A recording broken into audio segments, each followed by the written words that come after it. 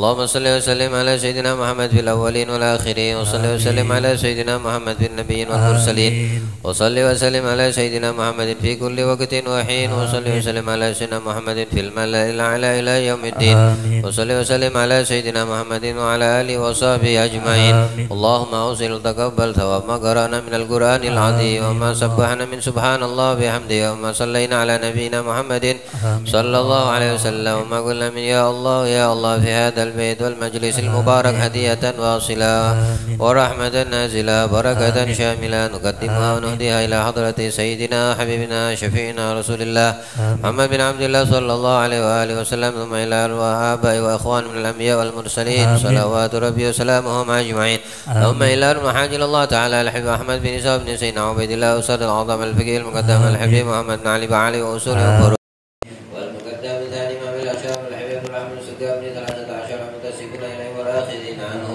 ثم إلى الشيخ الباقر بن سالم أخي الحبيب عقيل وملحم عبد الرحمن الطاشي علي بن عبد الله بارك الحبيب عبد الله بن محمد الحداد وأصول قريب جميع ساداتنا البعل أجمعين ثم إلى المسلمين معنا هنا بسبب عبدك الفقير ورحمة الحي القيوم دمية سيفي بن حجي بسري آمين أوصل اللهم ثواب ذلك منا إلي اللهم اجعل فكك له من النار وحجابا له من النار وسترا له من النار اللهم اغفر له وارحمه وعافه واعف عنه واجمعنا وإياه في ذلك رحمتك ومستقر رحمتك ومحلي على الأولياء مع الذين أنعم الله عليهم من النبيين والصديقين والشهداء والصالحين وحسن أولئك رفيق ذلك الفضل من الله وكفى بالله عليما ربنا اغفر لنا ولإخواننا الذين سبقونا بالإيمان ولا تجعل في قلوبنا غلا للذين آمنوا ربنا إنك رؤوف رحيم ربنا آتنا في الدنيا حسنة في الآخرة حسنة وقنا عذاب النار وصلى الله على سيدنا محمد النبي الأمي وآله وصحبه وسلم بفضل سبحان ربك رب العزة عما يصفون سلام على المرسلين والحمد لله رب العالمين سر أسرار الفاتحة بسم الله الرحمن الرحيم الحمد لله رب العالمين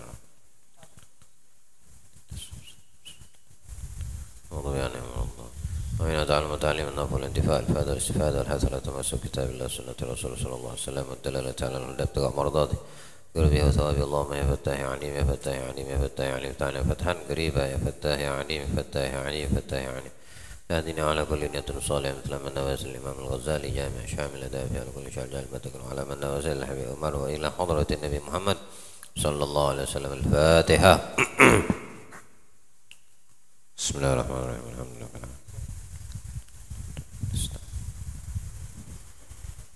والله تقرأ يا الله كريم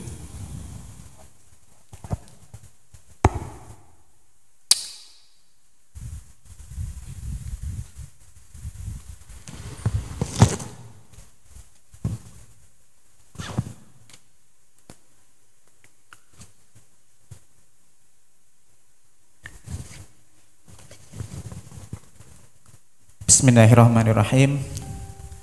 Halaman 281. Bab yang menjelaskan mengatasi amarah yang bergejolak.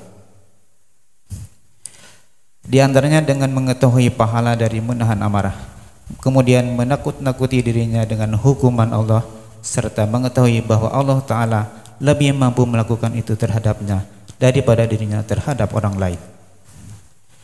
Hendaklah ia memperingatkan dirinya akan akibat balas dendam, karena musuh juga bersiap-siap untuk mengganggunya, dan jadilah permusuhan yang lama. Hendaklah ia mengetahui bahwa di waktu marah ia menyerupai binatang buas. Sebaliknya, jika ia pandai menahan diri, maka ia seperti nabi-nabi dan para wali. Allahumma ja'alna minhum. Allah jadikan sifat emosi kita seperti emosinya para nabi dan para aulia, yang paham bagaimana cara meletakkan emosi di tempat yang selayaknya. Allah Ta'ala dalam Al-Quran memberitahukan kepada kita bahwasannya di antara salah satu sifat yang terpuji wal kadhiminal ghaidh, ya, seperti yang sudah kita lalui kajiannya bersama. Wasari'u ila maghfiratin min rabbikum wa jannatin arduha as-samawati wal ardu uiddat lil muttaqin. Bersegeralah kalian kepada ampunan Allah, kata Allah dalam Al-Quran, dan bersegeralah kalian untuk mendapatkan surga Allah Subhanahu wa taala yang luasnya seperti langit dan bumi luasnya. Subhanallah, luasnya surga itu membentang seperti luasnya langit plus bumi. Nah, itu gitu diperintahkan kita Allah untuk bersegera. Dan ini dikatakan dalam Al-Quran min awsafil mu'min, di antara sifat dan ciri-ciri orang beriman. Apa? Itu tadi pertama selalu dia menyegerakan dirinya untuk mendapatkan maghfirah dari Allah, mencari ampunan dari Allah ya. Dengan cara bagaimana? Bertobat kembali, banyak melakukan amal soleh, amal kebajikan, kebaikan, menjaga dirinya selalu daripada kemungkaran ataupun apa yang bisa mendatangkan perbuatan dosa. Nanti ciri-ciri orang beriman. Tapi kalau ciri-ciri orang yang kafir ya kita lihat ayat sebelumnya ya, mana Allah menjelaskan tentang aslinya dunia itu bagaimana gitu. Kehidupan dunia itu di dalamnya itu bagaimana, yang membuat orang-orang kafir merasa kagum ya. Ilmu ketahui kata Allah, innamal hayatud dunya la'ibun wa lahwun, bahwasanya kehidupan di dunia ini hanyalah permainan kata Allah, tempat melalaikan. Wa takatsurun bainakum bil amwal wa tafakhurun bainakum wa takatsurun bil amwal wa tafakhurun bainakum bil amwali wal aulad. Innamal hayatud dunya la'ibun wa lahwun wazinatun, permainan, melalaikan, perhiasan, banyak-banyakan perbendaharaan, sombong, pamer-pameran. Itulah kehidupan dunia. Membuat kagum orang kafir perumpamaan di situ, tapi tidak untuk orang yang beriman. Di dalam kacamata kita orang yang beriman, dari semua yang ada di dunia ini tidak luput dari 5 perkara itu. Pertama, permainan. Dikasih kita mainan sama Allah. Tapi beda permainan orang yang beriman dengan orang yang tidak beriman ya. Masing-masing dikasih permainan. Kalau mengikuti daripada permainan cara faham orang-orang yang tidak beriman, orang kafir, yaitu dunia mempermainkannya. Jadi kalau kita ngikutin cara dan pola berpikirnya orang-orang kafir dalam menyikapi urusan dunia, kita dipermainkan. Tapi kalau orang-orang yang beriman dalam dunia ini, setelah dia mengetahui bahwasanya di dunia itu hanya permainan, tempat melalaikan, perhiasan. Di mana perhiasan, di balik perhiasan itu adalah jelek. Sesuatu itu indah dikatakan indah ketika dihiasi. Kalau di luar, di balik hiasan, jelek jadinya. Seperti itulah gambaran yang Allah kasih, tamtsilnya yang ada di dalam dunia, dalam kehidupan kita saat ini.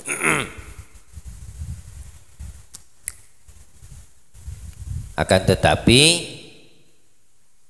bagi orang yang beriman kepada Allah dan Rasul dan hari akhir, dia tahu bahwasanya di dunia itu permainan, dia tidak mau dipermainkan.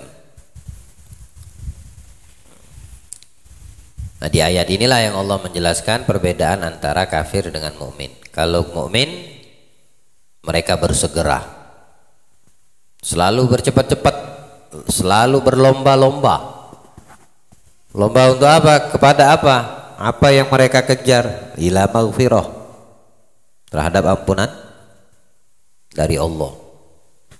Sehingga kalau orang kafir itu kagum dengan yang ada di dunia seperti ladang atau persawahan yang tumbuh-tumbuh di situ bunga, membuat dia kagum, lama-lama kering, kuning, kering, ditiup angin habis. Berarti mengajarkan, memberitahukan ya, hanya sesaat keindahan tersebut. Jadi seperti itulah dunia digambarkan Allah di dalam Al-Quranul Karim.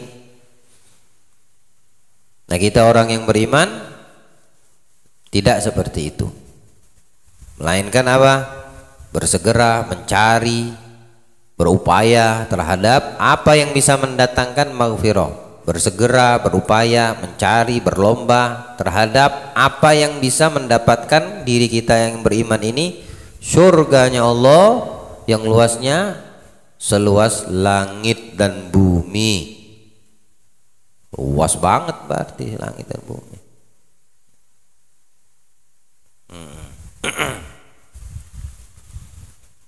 Uiddatil muttaqin. Semua itu Allah janjikan untuk orang yang bertakwa. Siapa itu? Nah, di sini ciri-cirinya disebutin. Salah satunya yang kita bahas. Alladzina yunfikuna fis sarra'i wadh-dharra'i wal kadhiminal ghaidh. Ini ciri-ciri orang yang mengejar surga Allah, mengejar maghfirahnya Allah, yang pengen dapat surga langit dan bumi luas-luas itu, luasnya surga tersebut, mereka berinfak hartanya dalam keadaan senggang, dalam keadaan dia punya, dalam keadaan dia memiliki, wadh-dharra, dalam keadaan dia susah dari sisi. Ya kalau bersedekah berinfak dalam keadaan punya gampang, mudah. Tapi kalau bersedekah berinfak dalam keadaan kita sedang tidak punya, bukan sesuatu yang mudah. Cuma seperti itulah yang namanya berinfak, bersedekah itu tidak dibatasi susah dan senang. Hingga seperti itu Allah memberitahukan kepada kita orang-orang yang beriman, jangan menunggu kita ada baru kita bersedekah, berinfak. Ketika kita dikatakan tidak ada, mustahil, kalimat tidak ada itu nol. Tapi kita masih menyisihkan sebagian harta kita untuk berinfak. Wal kadhiminal ghaidh, yang menahan amarah. Nah, ini termasuknya, ya. Mengetahui pahala dan menahan marah. Wal kadhiminal ghaidh. Wal afina 'anil nas, memaafkan manusia yang berbuat jelek, yang menyakiti kita. Nah, ini ciri-ciri sifat yang Allah ajarkan sama Nabi. Wal afina 'anil nas, wal afi 'anil nas, memaafkan sesama manusia. Mana hebat ujian yang Allah berikan kepada kita dengan ujian yang Allah datangkan kepada Nabi Muhammad. Maka ujian yang kita dapatkan, musibah, cobaan yang ada sama kita ini tidak ada ujung kukunya, kecil banget kalau dibandingkan dengan yang pernah dialami Nabi kita Muhammad. Tapi Allah mengajarkan kepada Nabi, kalau mau dibalas boleh kak? Boleh, siapa bilang kagak?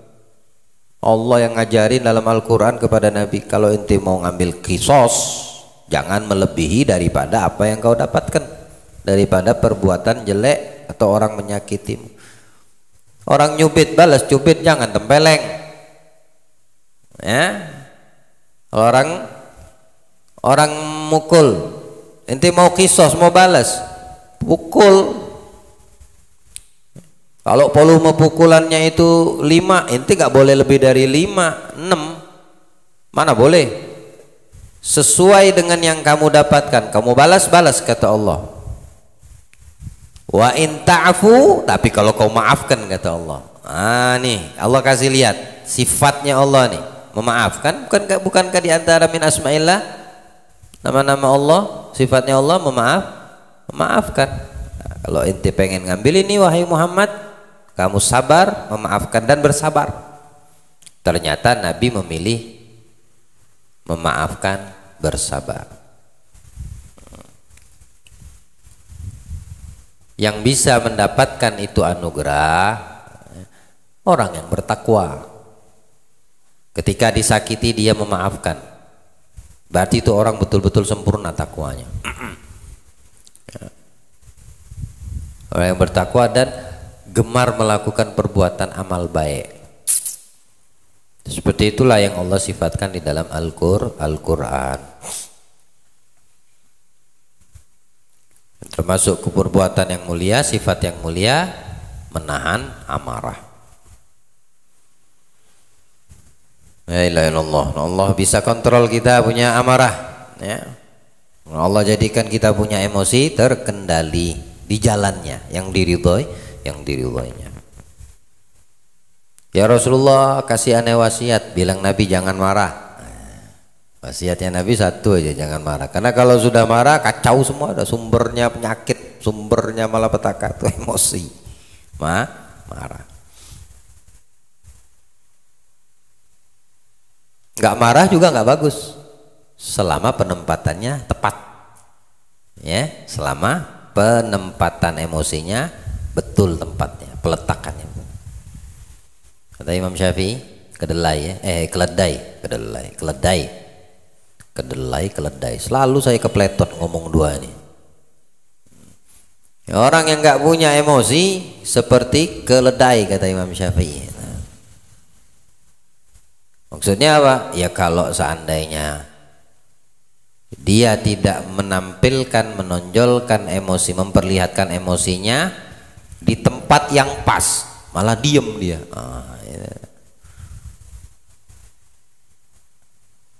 Keluarga kita ada yang melanggar hukum Allah, diem aja dia, ndak emosi.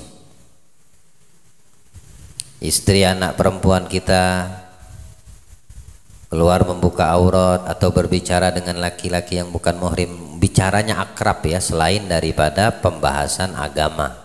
Karena para sahabiah, perempuan sahabat itu bercakap dengan Nabi ya, tapi seputaran agama, bukan hal-hal yang selain itu. Makanya dibilang Nabi SAW, nikmatul mar'a ansoriyah, paling bagusnya wanita kaum Ansor. Kenapa? Karena mereka tidak pernah malu untuk bertanya seputaran agamanya, tentang Islam. Walaupun sesekali kadang bahasa bertanyanya blak-blakan gitu. Tahu blak-blakan nggak? To the point gitu. Ya Rasulullah, mana keluar darah, gimana hukumnya? Gitu. Langsung blak-blakan, langsung ke Nabi. Tapi bagus, ternyata Nabi tidak mengingkari, artinya Nabi tidak mengatakan kamu ini tidak ada malu gitu. Enggak. Memang tugas Nabi diutus untuk membenahi mana yang tidak baik, ya kan? Nah, kalau bisa bertanya kepada istri Nabi kan banyak, bisa kan? Tapi enggak, perempuan Ansoriya nanya langsung ke Nabi, blok-blok kan, nggak jadi masalah, malah dijawab, dibetulkan sama Nabi. Ada orang yang sifatnya malu, nggak langsung nanya ke Rasulullah, nanyanya melalui istri Nabi atau keluarga atau putri Nabi, melalui perantara perempuan sama perempuan. Itu juga bagian dari akhlak. Kalau itu berkaitannya masalah hukum Allah, syariat, diperbolehkan, yang tidak diperbolehkan di luar konteks tersebut. Lalu tidak ada emosional pada diri suami atau cemburu, ini keledai. Coba keledai.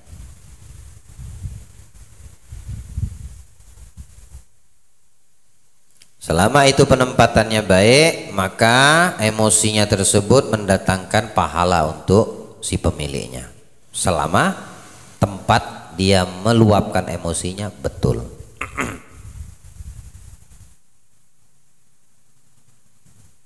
Sayyidah Aisyah pernah ditegur Nabi. Sebabnya apa? Marah-marah sama Nabi lagi.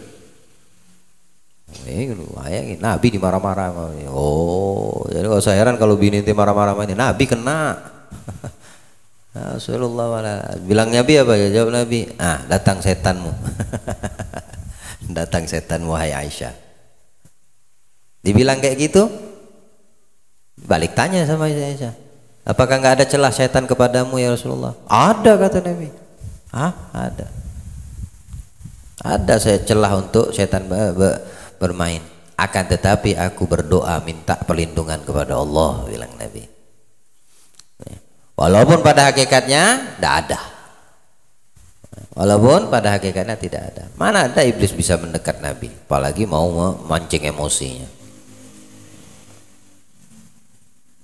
Iblis itu pembohong kelas kakap, pendusta kelas kakap, tidak terkecuali di hadapan Nabi.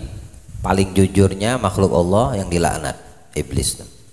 Tak bisa dia bohong di hadapan Nabi. Apalagi mau mancing emosi Nabi. Nah, Nabi itu pemaaf orangnya, memaafkan betul-betul selama itu berkaitan pada diri beliau, hak beliau. Tidak terkecuali kalau urusan agama, ya. Kalau urusan dunia, ya Allah. Nah nih, di atas bilang Nabi. Imam Ali berkata, Nabi tidak pernah marah urusan dunia. Tuh, kajian bulan lalu. Tapi kalau urusan agama, hak Allah dipermainkan, syariat disepelekan, tidak ada yang bisa membendung emosinya Nabi. Ya. Nah, adakah pada itu pada diri kita? Itu pertanyaannya. Ya. Kita ini kan kalau emosi kita ya melanglang buana, tidak ada arah gitu, ngalai orang gila. Itu kita kalau emosi. Padahal itu tidak bagus, tidak baik. Ya, padahal tidak baik. Sekalipun dikatakan ulama, kamu emosi dengan istri anakmu, jangan pernah itu terluapkan dari hatimu emosi tersebut. Artinya bahasamu, mimik wajahmu membuat orang rumahmu takut karena kamu emosi di mata dia. Tapi kamu bisa berkata pada batinmu, ya Allah, aku bukan emosi melainkan untuk mendidiknya, memberitahukan. Karena dengan cara lembut dia nggak bisa nih, biniku nggak bisa dikasih tahu, anak gadisku nggak bisa nih dikasih tahu dengan cara lembut, harus aku naikkan volume. Tapi kamu bisa masih berkata pada jiwa, pada batinmu, ya Allah, ini bukan emosi syaitan, bukan, tapi aku ingin mendidik, karena bisa jadi dengan itu mereka takut. Ini keluar tanpa izin, sering kali, misal membuka aurat, sering kali, umpama, pelan-pelan lah suaminya ngasih tahu sekali, 2 kali, sayang kalau keluar tuh tutup aurat, sayang kalau keluar izin. Apalah beda kalau dalam keadaan darurat. Jangan kasih tahu ini hukumnya begini. Kamu kan istri, kan syariat mengajarkan begini-begini. Diulanginya lagi, dia ulanginya lagi, dia ulanginya lagi. Nah, sekarang dinaikkan volume suaminya. Aku sudah lama lembut selama ini. Kau tidak ngerti kah? Gitu. Tujuanku ini cuma untuk memuliakan, mengangkat derajatmu. Kalau keluar tuh izin, kalau keluar tutup aurat. Kan mimik wajah tuh berubah. Tapi dia sebelum mengutarakan itu hatinya sudah dia ajak bicara dulu, ajak kong kali kong. Ya Allah, ini bukan syaitan, tapi aku membuat mimikku wajah berubah ini tujuannya supaya dia ngerti. Karena lemah lembut nggak ngerti berkali-kali udah. Nah gitu. Nah, ini emosi yang bisa dikendalikan, yang seperti ini yang diinginkan. Ini namakan emosi yang mu'tadil, tengah-tengah. Ya. Nggak berlebihan, nggak kekurangan, bagus yang seperti emosinya. Tapi kalau itu dapat keluarga, bini, anak yang nggak harus dengan emosinya volume naik, ya bakhtak, beruntung ente, ya, ngerti dia, bagus, nggak perlu lagi harus ngangkat suara, nggak perlu lagi dengan cara menggertak. Sekali 2 kali diomongi paham bini dan anak-anak ente perempuan itu. Kenapa? Ya karena ente bertanggung jawab atas mereka, bukan sekedar cuma menafkahi doang. Bini kita, anak kita, dan rizki itu masing-masing sudah ada. Rizkimu tidak terganggu walaupun kamu punya istri. Rizkimu kagak terganggu walaupun kamu sudah punya anak 1, 2, 3, 4, 5, 10, 100 ribu anak, itu tidak terganggu. Kamu cuma perantara aja rizki mereka tuh. Tidak mengurangi rizki jatahmu dari Allah, ya kan? Bukan sebatas itu doang, tapi tanggung jawab seorang kepala rumah tangga lebih besar di mata Allah nanti yaumil qiyamah. Bagaimana dia mendidik istrinya, memberitahukan halal dan haram kepada istri dan anaknya, bagaimana dia mengenalkan atau tidak Al-Quran, Tuhannya, nabinya, hukum yang dibawa oleh Allah. Itu yang menjadi berat bagi kita kepala rumah tangga, seorang suami. Kalau masalah rizki, rizki dia sudah ada, rizki anakmu sudah ada, bahkan rizki kamu sudah ada. Nggak ada melata di atas muka bumi yang berjalan, ataupun yang terbang, ataupun yang di dalam laut. Semua itu sudah diatur sama Allah rizkinya, takarannya, waktunya, tempatnya, udah semua. Nggak mengurangi jatah sama sekali. Makanya bilang orang Bahari itu banyak anak, banyak rizki. Ya rizki dia kok, bukan rizki kamu. Rizki dia, tapi kamu yang mengelolanya gitu. Kamu masih bujang, rizkimu 1 juta, menikah jadi 2 juta, nah, gitu. Punya anak jadi 3 juta gitu. Jadi rizkinya 1 juta buat binimu, 1 juta buat anakmu, contoh doang gitu ya. Nah, jadi kita bisa mengendalikan, mengatur temperamen kita, atau temperament kalau yang marah perempuan. Dengan terlebih dahulu kita bisa berkata pada diri kita sendiri, bukan karena aku emosi ini kesetanan, kebelisan, bukan. Yang itu yang tidak bagus ya. Makanya Nabi menegur Siti Aisyah istri beliau, datang setanmu saat marah, karena beliau mungkin saat itu tidak bisa mengontrol emosinya. Wah, kata. Kemudian menakut-nakuti dirinya dengan hukuman Allah. Bagus, kasih tahu kalau seandainya marah itu hawa panas daripada neraka jahanam. Hawa 2 hari ini aja, hawa neraka jahanam ditarakan ini. Panasnya Masya Allah. Semua yang berkaitan sama panas itu hawa neraka dibilang. Ya, dikatakan ulama. Makanya kenapa Nabi memakruhkan makan, minum, berkuah itu yang air-air panas-panas, karena itu bagian dari hawa neraka panas.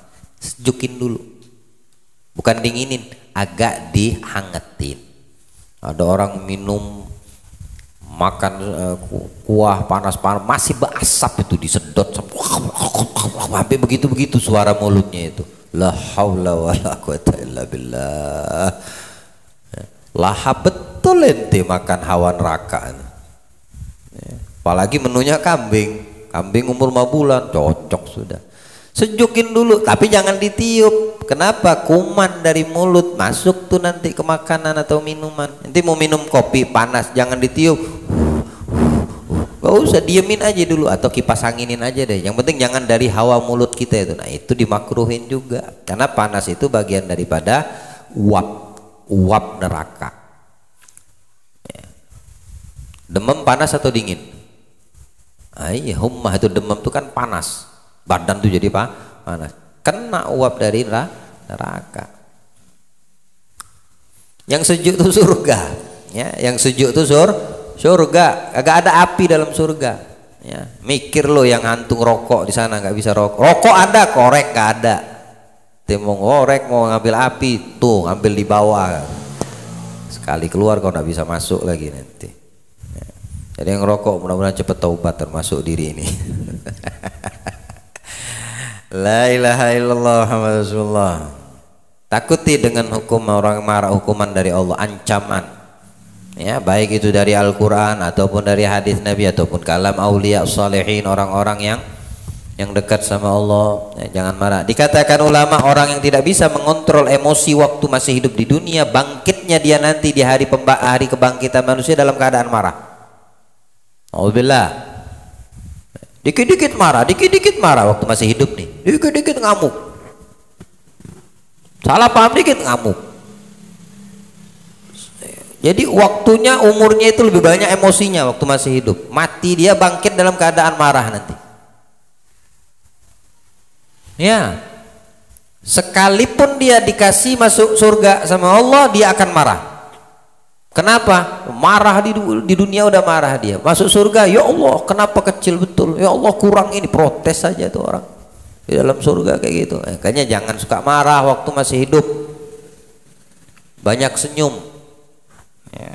Nabi itu hampir seumur waktu dan hidupnya orang yang paling banyak senyum, paling banyak senyum. Nah biasanya orang yang waktu masih hidup sering senyum, matinya senyum tuh. Tapi orang yang waktu masih hidup marah terus, takutnya mati dalam keadaan marah. Biasanya orang marah cepat kena serangan jantung enggak? Ujungnya mati tuh. Ya kan? Marah-marah, darah tinggi, darah inilah alasan dalam ilmu medis, darah tinggi pasti marah, meledak dia. Sudah kena serangan jantung, mati dia. Mati dalam keadaan marah. Wih, tidak enak betul yang seperti itu. Wah, tidak enak. Mati itu dalam keadaan senyum, oh enak, adem melihatnya. Yang takziah pun air matanya bahagia melihat nih jenazah tuh mati senyum. Lihat ada syahid di Palestina, ada yang mati dalam keadaan senyum. Kita yang di sini ngelihatnya ya Allah terharu banget. Bisakah aku mati senyum kayak gitu? Ada orang mati lagi marah, mati dalam posisi muka kayak gitu loh. Oh mati. Gimana bayangin itu? Kalau sudah mati kayak gitu udah begitu terus dia udah jenazah begitu terus. Ya udah enak betul lihat wajahnya kayak gitu. Ya. Lagi ngangkat mulut kebuka mati. Lagi emosi. Udah mangap terus tuh mulut. Orang kalau senyum, meninggal senyum, wow, ya Allah, bangkitnya senyum deh. Nah, dikatakan orang yang Allah itu di hari dibangkitkan semua makhluk ini, nggak ada yang bisa meredam murka dan marahnya Allah di hari tersebut. Nggak ada kecuali siapa? Murka Allah itu akan meredam kepada mereka yang bisa menahan amarah waktu masih hidup. Nah, ini wal kadhiminal ghaid, yang bisa menahan amarahnya. Ya, intinya emosi itu tidak bisa hilang, ya, nggak bisa hilang pada diri kita selama kita masih hidup, kecuali kita udah jadi mayat. Ya. Tapi di sini Nabi kita Muhammad, para ulama, orang-orang yang dekat sama Allah, ahli ma'rifah, mengajarkan kepada kita, memberitahukan di mana kamu harus meletakkan emosimu, bukan menghilangkannya. Tidak bisa itu hilang. Ya. Yang emosi itu hilang ketika nyawa udah nggak ada di tubuh, baru hilang. Lihatlah tuh mayit itu ente pedang, ente balik, mana dia marah? Ente maki itu nggak bakal dibalas sama dia.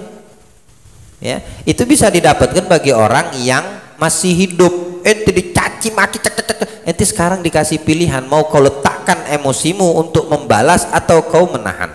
Wal kadhiminal ghaid. Paham maksudnya? Di situ. Bukan di saat orang sudah tidak bernyawa. Nah, orang yang seperti ini akan meredam daripada emosi Allah pada hari kebangkitan. Allah nggak bakal emosi sama dia. Kenapa? Karena dia bisa meredam daripada apa yang menjadi sifat yang diinginkan oleh Allah. Wal kadhiminal ghaid.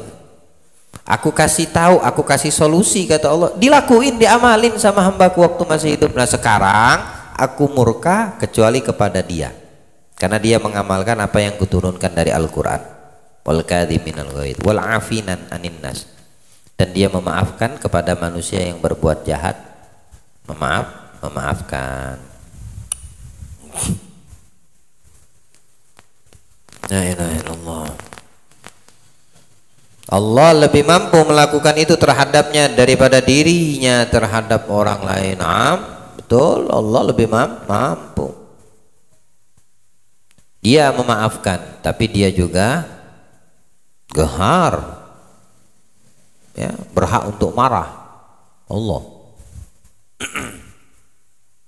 hendaklah ia memperingatkan diri akan akibat balas dendam. Akibat dirinya akan akibat balas dendam, karena musuh juga siap-siap mengganggunya. Dampaknya marah ya, bergejolak ya, beginilah udah nah. Kalau tidak kita sadar diri, ngontrol emosi, mengendalikannya, macam-macam berlaku yang tidak baik akan terjadi. Sebabnya itu emosi satu. Terjadilah permusuhan yang lama gara-gara emosi gitu.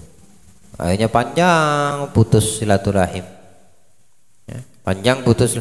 Kadang laki bini terjadi loh sama laki bini. Masya Allah, emosi. Sama-sama jaga ego. Yang salah dia kok. Mulai dah. Dialah yang minta maaf. Sadaqa Rasulullah, betul apa yang dikatakan Nabi, kalau cari bini itu yang agamis ya, bukan yang cantik, bukan yang tajir, bukan yang ningrat ya, tapi yang agamis prioritas. Syukur-syukur agama ada, cantik iya, tajir iya, komplit 4 pilihan. Maksud itu paling bahagianya kau sudah dapat bidadari di surga. Bilang Nabi kan, nikahi perempuan 4, cantik, kaya, turunan bagus, agama, pilih agama, maka kau selamat tanganmu, selamat kamu daripada 3 perkara yang biasa membuat suami itu kacau gitu. Kenapa? Karena agamanya ada. Nah, diajak makan pasir mau dia. Artinya sabar, agama ngerti. Ya. Takut dia sampai bab-bab perceraian, istri yang ngerti agama. Coba kagak ngerti agama. Berapa banyak kasus di KUA itu, kasus perceraian. Ya, diteliti itu, tingkat nasional. Ya. Yang paling minim perceraian, yang paling paham dasar agama dari perempuan. Paling minim. Yang paling level up, naik kelas, yang paling kecil pemahaman agamanya, apalagi betitel, apalagi sudah bisa cari duit. Aku udah ada kau, bisa aku cari hidup sendiri. Apalah kau, mulai dah. Tapi kalau yang paham agama, contoh Siti Khadijah dan Nabi Muhammad, tajir enggak? Tajir, karena ngerti agama. Kemana hartanya? Semua lillah wa rasul, semua untuk Islam. Wah kata. Pilih kalau mau cari bini, lihat agama. Laki juga pilih gitu juga, jangan lihat tampan, tajir, nasab, lihat agama, akhlak kagak gitu. Tajir kalau pelit mati kau, kecekek kau dibuatnya. Bini, ini akhir zaman nih bingung kadang-kadang dibuat manusia ini. Sudahlah ada tuntunan kita sebaik-baik tuntunan dari Nabi kita, malah kita abaikan gara-gara pergaulan, gara-gara kecanggihan dan lain sebagainya. Akhirnya rugi di kita sendiri, belum lagi bab emosi. Laki bini kadang-kadang terputus silaturahimnya panjang, musuhan, perang dingin, tidur berbalik badan, bahu ketemu bahu, satu ranjang, bebahu tapi bahu sana bahu sini, la ilaha illallah. Bukan baiti jannati, baiti nari namanya. Rumahku surgaku dijadikan sama dia, rumahku nerakaku. Wa'iyadzubillah. Rumah surgaku itu orang rumahnya itu makmur dengan agama, makmur dengan syariat, makmur dengan sunnah Nabi, makmur dengan adab, makmur dengan akhlak, makmur dengan tuntunan Rasul. Ada bait jannati. Tapi kalau rumah tangga itu makmur dengan iblis, makmur dengan syaitan, makmur dengan pengikut dajjal, jadi neraka sebelum di sana. Ya, salah sedikit perang, salah paham dikit ribut. Ya itu minim agama ya. Istri mengangkat suara sama suami aja haram, walaupun yang salah suami. Bukan masalah salah ngangkat suara ininya, ngangkat suaranya itu yang salah. Dia tahu lakinya salah, tapi karena tidak mau si istri tadi itu merasa disalahkan, ini ego nah ya, ini ego bermain ya, egois ya, angkuh namanya sudah. diangkat suara berani sama suami, itu tetap tidak dibetulkan kacamata syariat, tetap salah walaupun kamu istri betul. Jangan kamu kira Allah tidak tahu siapa yang salah, siapa yang benar, siapa yang mendapat petunjuk, siapa yang tersesat. Tidur ke Allah? Enggak lah, Allah Maha tahu. Selama kamu benar, cukuplah sudah Allah menjadi bukti, menjadi saksi kebenaran yang kamu lakukan. Tidak perlu kita berharap dari orang membenarkan untuk apa. Soalnya laki sama bini itu untuk menjaga keharmonisan. Malah dengan itu kamu lebih paham karakter satu sama lain dan tahu caranya untuk meningkatkan nilai-nilai ibadah di dalam hubungan berumah tangga antara suami dan istri. Tapi kalau sudah ego yang dipertahankan, selesai, tinggal nunggu waktu aja. Endingnya ndak enak intinya, ya. Finishnya ndak enak. Perang dingin itu, perang dingin. Allah jaga kita insya Allah dari emosi yang membabi buta, yang menjerumuskan kita kepada kerugian. Hendaklah ia mengetahui bahwa di waktu marah ia menyerupai binatang buas. Masya Allah, binatang buas, iya masuk akal. Orang yang marah tuh kayak binatang buas. Bahkan Nabi mengatakan orang yang emosi seperti setan. Pengen lihat setan, lihat orang lagi marah, itulah orang yang kesetanan. Dia setan tapi bentuk manusia. Setannya berada di dalam tubuhnya. Seperti yang Nabi bilang ke Siti Aisyah, setanmu datang sekarang. Bukan beliaunya syaitan, bukan. Tapi sifat marah itu cerminan daripada sosok iblis dan syaitan. Ini binatang buas. Ya binatang buas juga ngeri kalau ngelihat lagi marah ya. Sebaliknya jika ia pandai menahan diri maka seperti Nabi. Pilih mana? Ente marah, ente tahan, sama seperti Nabi. Bukan kamu Nabi, sifatmu seperti sifat Nabi, sifatmu seperti sifat para aulia, para wali-wali min auliaillah, yang bisa menahan amarah, yang selalu memaafkan manusia. Allah berikan kita pemahaman, insya Allah. Allah memberikan kita pemahaman. Yakfi, tandai sampai situ. Insya Allah minggu depan kita lanjutkan lagi. Besok malam minggu sudah mulai majelis, gang sudah dibuka dari proyek bisa jalan lagi insya Allah. Untuk menggantikan kitab fikih bagi yang sudah punya kitabnya dibawa, bagi yang belum punya kitabnya nanti kita kumpulkan nama-namanya, kita beli kitabnya. Kitab Bidayatul Hidayah namanya ya.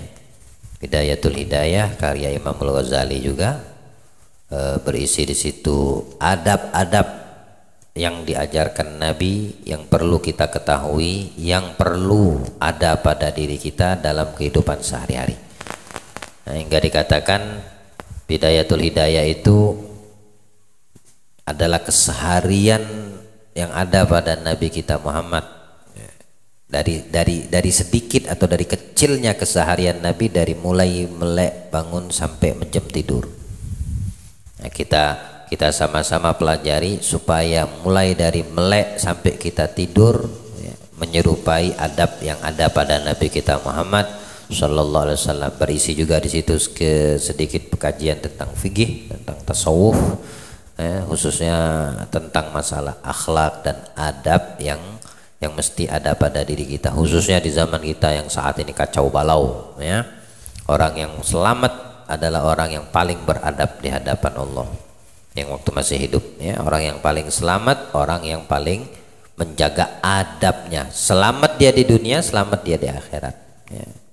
Itu dari kitab Bidayatul Hidayah akan kita kupas insya Allah ya. Saling mengabarkan kepada ikhwan yang belum tahu informasinya. Nanti di grup juga akan kita kabarkan. Semoga Allah berikan umur panjang, sehat, afiat, kekuatan, kemudahan ya, kesempatan dari Allah Subhanahu wa ta'ala untuk kita selalu mendapatkan maghfirah sebagaimana yang diinginkan, yang diarahkan Allah. Sari'u ila maghfiratin min rabbikum wa jannatin arduhas samawati wal ardh uiddat lil muttaqin. Allah janjikan untuk orang-orang yang bertakwa, dan Allah jadikan mudah-mudahan kita termasuk hamba yang bertakwa zahiran wa batinan birahmatik ya arhamar rahimin. La tahrimna khairan ma indak li syarri ma indana fadlan wa ihsana. Sallallahu alaihi wasallam Muhammadin wa alihi wasallam walhamdulillahi rabbil alamin wal afu minkum. Tanda itu ya.